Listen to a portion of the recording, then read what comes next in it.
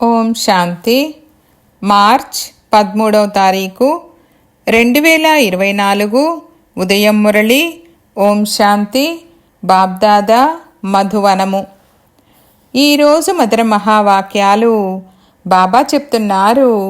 మధురమైన పిల్లలు, ఈ ప్రపంచమంతటిలో మీ వంటి పదమాపదం భాగ్యశాలి విద్యార్థులు ఎవ్వరూ లేరు. మిమ్మల్ని స్వయం జ్ఞానసాగరులైన తండ్రే టీచర్గా అయ్యి చదివిస్తున్నారు. ప్రశ్న: ఏ ఆసక్తి సదా ఉంటే మోహపు నరాలు తెగిపోతాయి? జవాబు: సేవ చేసేందుకు ఆసక్తి ఉంటే మోహపు సూక్ష్మ బంధనాలు తొలగిపోతాయి. ఈ కళ్ళతో చూచేదంతా నాశనమవుతుందని సదా బుద్ధిలో ఉండాలి. వాటిని చూస్తూ కూడా చూడనట్లుండాలి. తండ్రి శ్రీమతము చెడు వినకు, చెడు కనకు. ఓం శాంతి. శివ భగవాను వాచ: మధురమైన శాలిగ్రామాలకు లేక ఆత్మిక పిల్లలకు తెలుపుతున్నారు. మీరు సత్యయుగము ఆదిలో ఆది సనాతన పవిత్ర దేవీ దేవతా ధర్మానికి చెందిన వారమని అర్థం చేసుకున్నారు. ఆది సనాతన దేవీ దేవతా ధర్మమునైతే చాలామంది అంగీకరిస్తారు, కానీ దానికి హిందూ ధర్మమని పేరుంచారు. ఆది సనాతనంలో మనమెవరో మీకు తెలుసు. పునర్జన్మలను తీసుకుంటూ ఈ విధంగా అయ్యారు. ఇది స్వయంగా భగవంతుడే కూర్చొని అర్థం చేయిస్తున్నారు. భగవంతుడు దేహధారి మానవుడు కాదు. ఇతరులందరికీ వారి వారి దేహాలున్నాయి. శివబాబాను విదేహి అని అంటారు. వారికి తమ సొంత దేహము లేదు. మిగిలిన వారందరికీ వారి సొంత దేహాలున్నాయి. కావున స్వయాన్ని కూడా విదేహీనని భావిస్తే ఎంత మధురంగా ఉంటుంది. మనము ఎలా ఉండేవారము, ఇప్పుడు ఎలా తయారవుతున్నాము? ఈ డ్రామా ఎలా తయారయ్యిందో దీనిని గురించి కూడా మీకు తెలుసు. ఈ దేవీ దేవతా ధర్మమే పవిత్ర గృహస్థ ఆశ్రమంగా ఉండేది. ఇప్పుడు ఆశ్రమంగా లేదు. ఇప్పుడు మనము ఆది సనాతన దేవీ దేవతా ధర్మస్థాపన చేస్తున్నామని మీకు తెలుసు. దానికిప్పుడు హిందూ ధర్మమని పేరుంచారు. ఆది సనాతన హిందూ ధర్మము లేనే లేదు. బాబా అనేక పర్యాయాలు ఆది సనాతన ధర్మము వారికి అర్థం చేయించమని చెప్పారు. మీరు ఆది సనాతన దేవీ దేవత పవిత్ర ధర్మానికి చెందినవారా లేక హిందూ ధర్మానికి చెందినవారా అని ఇందులో రాయమని వారికి చెప్పండి. అప్పుడు వారికి 84 జన్మలు తెలుస్తాయి. ఈ జ్ఞానము చాలా సహజమైనది.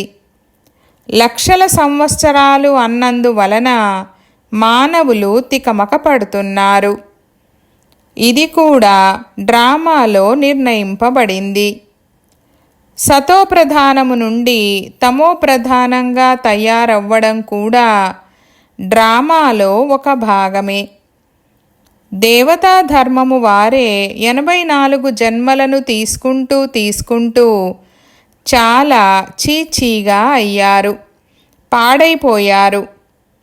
మొదట భారతదేశం ఎంతో ఉన్నతంగా ఉండేది. భారతదేశమునే మహిమ చెయ్యాలి. ఇప్పుడు మళ్ళీ తమోప్రధానము నుండి సతోప్రధానంగా, పాత ప్రపంచము నుండి నూతన ప్రపంచంగా తప్పకుండా తయారవ్వనున్నది. పోను పోను మీ మాటలు అందరూ తప్పకుండా అర్థం చేసుకుంటారు. గాఢ నిద్ర నుండి మేల్కోండి. తండ్రిని వారసత్వాన్ని స్మృతి చేయమని అందరికీ చెప్పండి. పిల్లలైన మీరు రోజంతా సంతోషంగా ఉండాలి. ప్రపంచమంతటిలో, భారతదేశమంతటిలో మీ వంటి పదమాపదం భాగ్యశాలి విద్యార్థులు మరెవ్వరూ లేరు. మనము ఎలా ఉండేవారమో మళ్ళీ అలాగే తయారవుతామని మీకు తెలుసు. మళ్ళీ వారే శుభ్రమై వస్తారు. ఇందులో మీరు సంశయపడకండి. ప్రదర్శనలో కొద్దిగా విని వెళ్ళినా వారు ప్రజలుగా అవుతూ ఉంటారు. ఎందుకంటే ఈ అవినాశీ జ్ఞానధనము వినాశనం అవ్వదు. రోజురోజుకు మీ సంస్థ వేగమును పుంజుకుంటుంది. తర్వాత గుంపులు గుంపులుగా మీ వద్దకు వస్తారు. నెమ్మదిగా ధర్మస్థాపన అవుతుంది.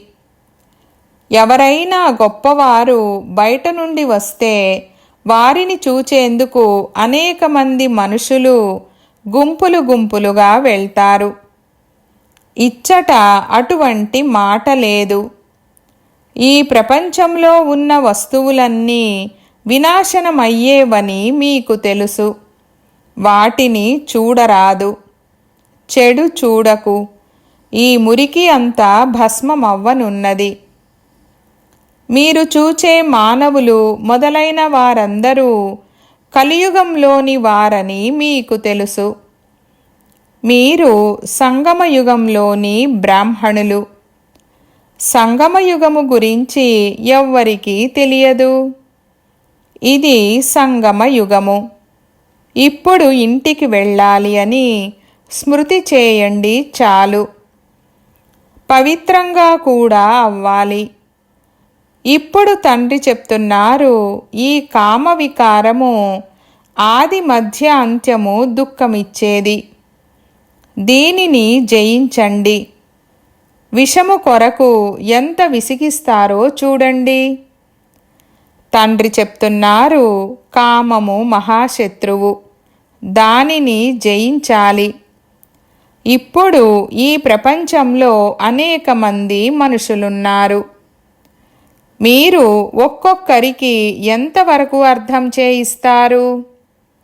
ఒకరికి అర్థం చేయిస్తే రెండవ వారు ఇది ఇంద్రజాలమని అంటారు. చదువును వదిలేస్తారు. అందుకే తండ్రి ఆది సనాతన ధర్మానికి చెందిన వారికి అర్థం చేయించమని చెప్తున్నారు. ఆది సనాతనమే దేవతా ధర్మము. ఈ లక్ష్మీనారాయణులు ఈ పదవిని ఎలా పొందుకున్నారో మీరు అర్థం చేయిస్తారు. మనుషుల నుండి దేవతలుగా ఎలా తయారయ్యారు? తప్పకుండా ఇది అంతిమ జన్మ అయి ఉంటుంది. 84 జన్మలను పూర్తి చేసుకొని మళ్ళీ ఇలా బ్రహ్మ తయారయ్యారు. ఎవరికి సేవ చేయాలని ఆసక్తి ఉంటుందో వారు అందులో నిమగ్నమై ఉంటారు. మిగిలిన అన్ని వైపుల నుండి మోహము మొదలైనవన్నీ తొలగిపోతాయి. మనము ఈ కళ్ళ ద్వారా చూసేదంతా మర్చిపోవాలి. చూసినా చూడనట్లుండాలి. చెడు చూడకు. మానవులు కోతుల చిత్రాలను తయారు చేస్తారు. ఏమాత్రం అర్థం చేసుకోరు. పిల్లలు ఎంతో శ్రమ చేస్తారు. ఇతరులకు తెలిపి అర్హులుగా తయారు చేసే వారిని బాబా శభాష్ అని మెచ్చుకుంటారు. బహుమతి కూడా చేసి చూపించిన వారికే లభిస్తుంది. బాబా మనకు ఎన్ని బహుమతులనిస్తారో మీకు తెలుసు. మొదటి నెంబరు బహుమతి సూర్యవంశ రాజధాని. రెండవ నెంబరు చంద్రవంశపు రాజధాని. నెంబరు వారుగా ఉండనే ఉంటాయి. భక్తి మార్గంలో శాస్త్రాలు కూడా ఎన్నో కూర్చొని తయారు చేశారు. ఈ శాస్త్రాలను చదవడం, యజ్ఞము, తపము చేయడం ద్వారా నన్ను ఎవ్వరూ కలుసుకోలేరని తండ్రి చెప్తున్నారు. రోజురోజుకు ఎంతో పాపాత్ములుగా అవుతూ పోతారు. పుణ్యాత్మలుగా ఎవ్వరూ తయారవ్వరు. తండ్రే స్వయంగా వచ్చి పుణ్యాత్మలుగా తయారు చేస్తారు. ఒకటేమో హద్దులోని దాన పుణ్యాలు, రెండవది బేహద్. భక్తి మార్గంలో పరోక్షంగా ఈశ్వరార్థము దానపుణ్యాలను చేస్తారు. అయితే ఈశ్వరుడెవరో వారికి తెలియనే తెలియదు. ఇప్పుడు మీకు తెలుసు.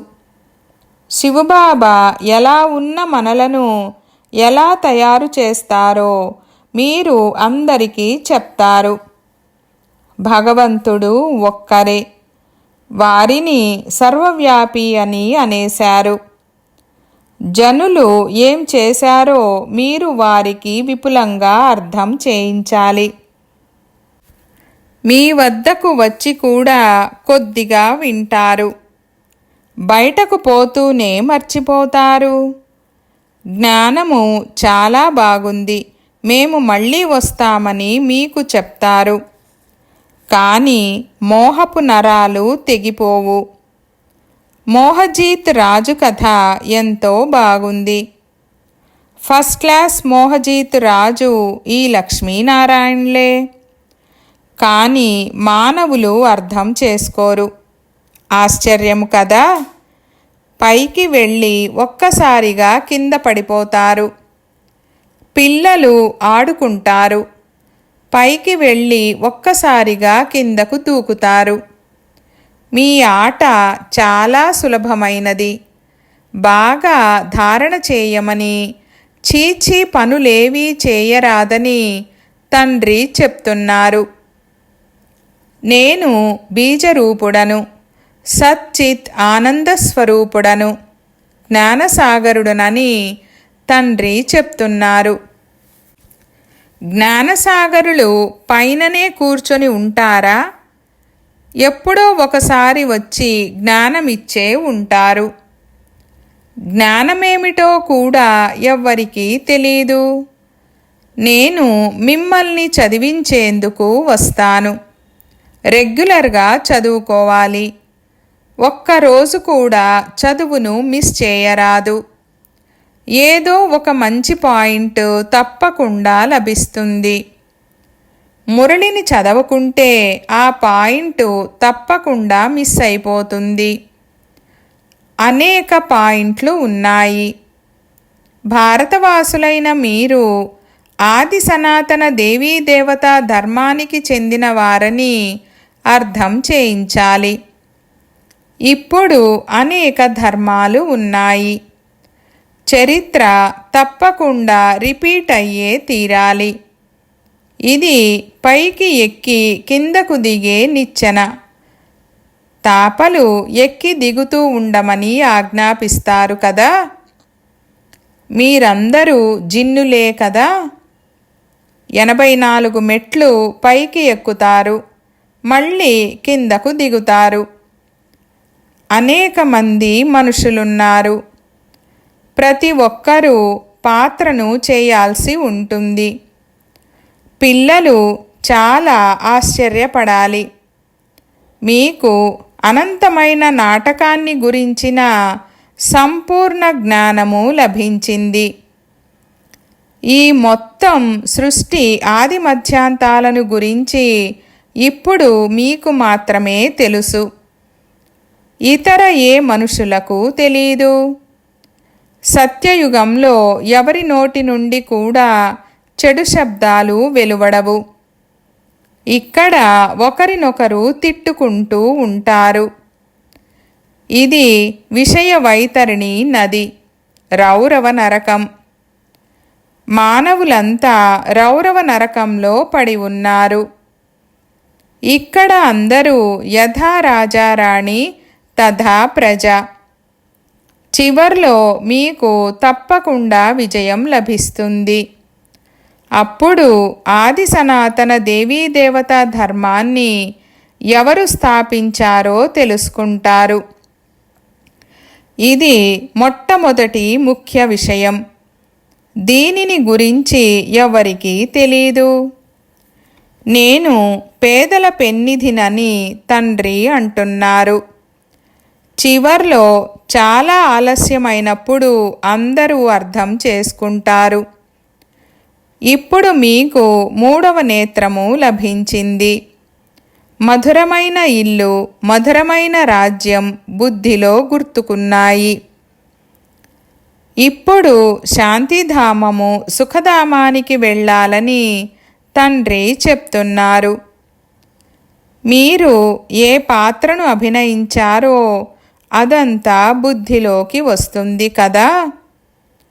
బ్రాహ్మణులు తప్ప మిగిలిన వారంతా చచ్చిపడి ఉన్నారు. బ్రాహ్మణులు మాత్రమే నిలుస్తారు. బ్రాహ్మణులే దేవతలుగా అవుతారు. ఏకధర్మస్థాపన జరుగుతోంది. ఇతర ధర్మాలు ఎలా స్థాపన అవుతాయో కూడా మీ బుద్ధిలో ఉంది. తెలిపించేవారు ఒక్క తండ్రి మాత్రమే. ఇటువంటి తండ్రిని క్షణక్షణము గుర్తు చేసుకోవాలి. వ్యాపారం మొదలైనవి భలే చేయండి. తప్పకుండా పవిత్రంగా అవ్వండి. ఆది సనాతన దేవతా ధర్మము పవిత్రంగా ఉండేది. ఇప్పుడు మళ్ళీ పవిత్రంగా అవ్వాలి. నడుస్తూ తిరుగుతూ పనులు చూసుకుంటూ తండ్రినైన నన్ను స్మృతి చేస్తే మీరు సతోప్రధానంగా అవుతారు. సతోప్రధానమైనప్పుడే శక్తి వస్తుంది. స్మృతి యాత్ర చేయకుండా ఉన్నత పదవిని ఎప్పుడూ పొందలేరు. సతోప్రధానము వరకు చేరుకున్నప్పుడే మీ పాపాలు తొలగిపోతాయి. ఇది యోగాగ్ని. ఈ పదము గీతలోనిది. యోగము యోగము అంటూ తల బాదుకుంటూ ఉంటారు. విదేశస్థులను కూడా చిక్కించుకొని యోగము నేర్పించేందుకు తీసుకొస్తారు. ఇప్పుడు మీరు చెప్పే మాటలు ఎవరైనా అర్థం చేసుకుంటారా? పరమాత్మ సుప్రీం సోల్ ఒక్కరే. వారే వచ్చి అందరినీ సుప్రీంగా, అత్యంత శ్రేష్టంగా తయారు చేస్తారు. ఒకానొక రోజు వార్తాపత్రికల వారు ఈ విషయాలను రాస్తారు, వేస్తారు. ఇది సత్యము. ఒక్క పరమపిత పరమాత్మ తప్ప రాజయోగాన్ని ఇతరులెవ్వరూ నేర్పించలేరు. ఇటువంటి విషయాలను పెద్ద పెద్ద అక్షరాలలో పత్రికలలో వేయించాలి. అచ్చా మీఠే మీఠే సికీలధే బచ్చోं ప్రతి मात पिता बाप दादा का याद प्यार और गुड मॉर्निंग. रूहानी बाप की रूहानी बच्चों को नमस्ते. हम रूहानी बच्चों की रूहानी बाप दादा को याद प्यार गुड मॉर्निंग और నమస్తే నమస్తే బాబా నమస్తే. ధారణ కొరకు ముఖ్య సారము. 1వ పాయింట్.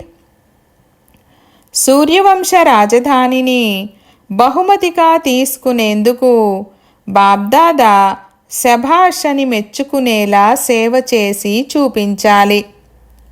మోహపు సూక్ష్మ బంధనాలను తెంచివేయాలి. 2వ పాయింట్. జ్ఞానసాగరులైన విదేహీ తండ్రి స్వయంగా చదివించేందుకు వస్తారు. కనుక ప్రతిరోజు క్రమము తప్పకుండా చదవాలి. ఒక్కరోజు కూడా చదువును మిస్ చేయరాదు. తండ్రి సమానము విదేహులుగా అయ్యే పురుషార్థము చేయాలి. వరదానము.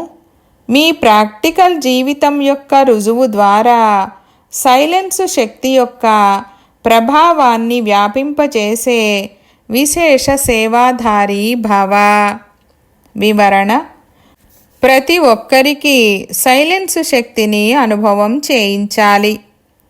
ఇది విశేషమైన సేవ. ఎలాగైతే సైన్స్ శక్తి ప్రసిద్ధి చెందిందో అలా సైలెన్స్ శక్తి కూడా ప్రసిద్ధి చెందాలి. అందరి నోటి నుండి సైలెన్స్ శక్తి సైన్స్ కంటే ఉన్నతమైనదనే ధ్వని రావాలి. ఆ రోజు కూడా వస్తుంది. సైలెన్స్ శక్తి యొక్క ప్రత్యక్షత అనగా తండ్రి యొక్క ప్రత్యక్షత.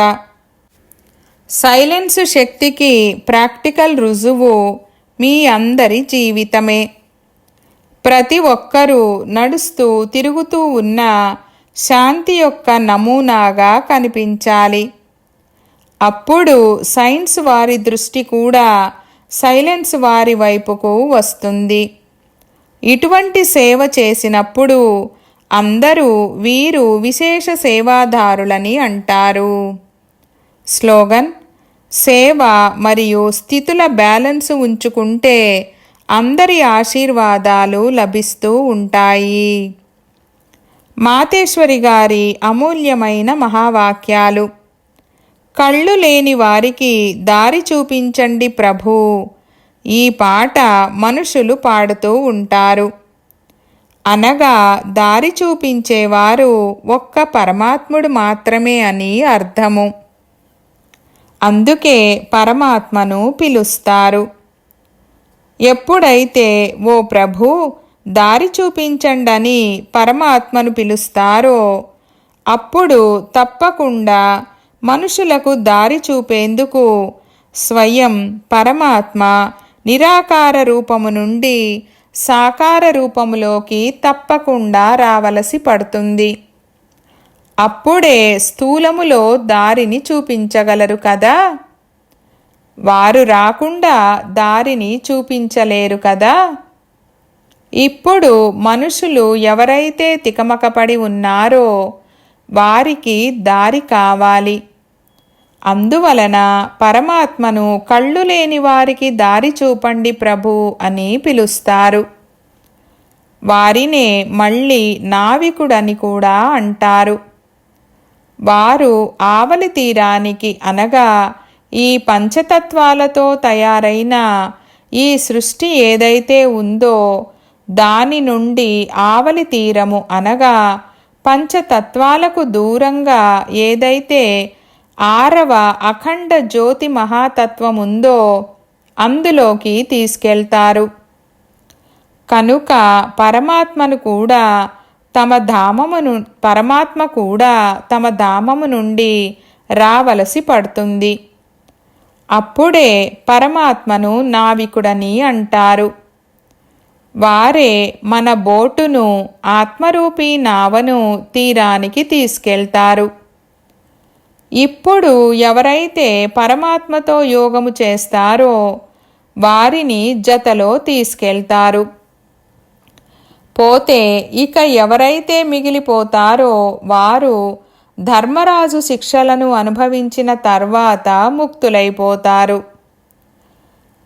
ముళ్ళు అనగా దుఃఖ ప్రపంచము నుండి పుష్పాల నీడ అనగా సుఖ ప్రపంచములోకి తీసుకెళ్లేవారు పరమాత్మ. ముళ్ళ ప్రపంచము నుండి పుష్పాల నీడలోకి తీసుకెళ్ళు అనే పిలుపు కేవలం పరమాత్మ కొరకే. మనుషులు ఎప్పుడైతే చాలా దుఃఖితులుగా అవుతారో అప్పుడు పరమాత్మను, ఓ పరమాత్మ, ఈ ముళ్ళ ప్రపంచము నుండి పుష్పాల నీడలోకి తీసుకెళ్ళని స్మృతి చేస్తారు. దీని వలన తప్పకుండా అటువంటి ప్రపంచమేదో ఉందని రుజువవుతుంది. ఇప్పటి ఈ ప్రపంచము ముళ్ళతో నిండి ఉందని మనుషులందరికీ తెలుసు. ఈ కారణంగానే మనుషులు దుఃఖము మరియు అశాంతిని పొందుతూ పుష్పాల ప్రపంచాన్ని స్మృతి చేస్తున్నారు. కనుక ఆత్మలో అటువంటి సంస్కారము నిండిన మరో ప్రపంచమేదో తప్పకుండా ఉంటుంది. దుఃఖము, అశాంతి ఇవన్నీ కర్మబంధనాల లెక్కాచారమని ఇప్పుడు మనకు తెలుసు. రాజుల నుండి పేదల వరకు మనుష్య మాతృలందరూ ఈ లెక్కలో పూర్తిగా బంధింపబడి ఉన్నారు. అందువలన పరమాత్మ స్వయంగా చెప్తున్నారు, ఇప్పటి ఈ ప్రపంచము కలియుగము. ఇదంతా కర్మబంధనాలతో తయారు చేయబడి ఉంది. ఇంతకు ముందు సత్యయుగ ప్రపంచం ఉండేది. దానిని పుష్పాల ప్రపంచమని అంటారు. అది కర్మబంధన రహిత జీవన్ముక్త దేవీదేవతల రాజ్యము. ఇప్పుడు ఆ ప్రపంచము లేదు. జీవన్ముక్తులంటే అర్థము దేహాల నుండి ముక్తులని కాదు. వారికి దేహభావము ఉండదు. వారు దేహంలో ఉంటున్న దుఃఖాన్ని పొందేవారు కాదు. అనగా అక్కడ ఎలాంటి కర్మబంధన లెక్కాచారము లేదు. వారు శరీరాన్ని తీసుకుంటూ వదులుతూ ఆది మధ్యాంతాలు సుఖాన్ని పొందుతారు. కనుక జీవన్ముక్తి అంటే జీవించి ఉంటూ కర్మాతీతులు. ఇప్పుడు ఈ ప్రపంచమంతా పూర్తి పంచవికారాలతో గట్టిగా బంధింపబడి ఉంది. పంచవికారాల దుర్గంధం పూర్తిగా వ్యాపించి ఉన్నట్లు ఉంది. అయితే ఈ పంచభూతాలను జయించగలిగే శక్తి లేదు. అప్పుడే పరమాత్మ స్వయంగా వచ్చి పంచభూతాల నుండి విడిపించి భవిష్య ప్రాలబ్ధమైన దేవీదేవతా పదవిని ప్రాప్తి చేయిస్తారు. ఓం శాంతి.